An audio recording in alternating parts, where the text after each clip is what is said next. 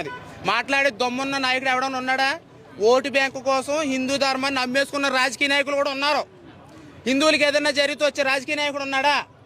ఏ party అన్నా ఉందా? నేను మొన్న ఆవులు పట్టుకున్నాను, నేను గోవులు పట్టుకున్నాను. శివరాత్రి మహాశివరాత్రికి నన్ను అరెస్ట్ చేసి ఆవులు పట్టుకున్నానని చెప్పేశాను. నన్ను అరెస్ట్ చేశారు. అరెస్ట్ చేసి రాజనగర్ స్టేషన్లో పెట్టారు.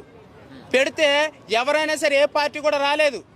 ఒక బీజేపీ పార్టీ నాయకులు వచ్చి ఆవిడ నిజంగా ధర్మ ప్రకారంగా ధర్మంగానే పనిచేసింది, ఆవిడ చట్టపరంగా పనిచేసింది, ఆవిడ ఎందుకు అరెస్ట్ చేస్తారని చెప్పేసి నన్ను బయట తీసుకొచ్చారు. ఉన్న పార్టీ నాయకులు ఎవరైనా వచ్చారా? హిందువులు ఇప్పటికైనా ఈ విషయం తెలుసుకోవాలి. హిందూ ధర్మంకి సపోర్ట్ చేసేది ఎవరైనా ఉన్నారంటే వాళ్ళకి మనం ఓటేయాలి.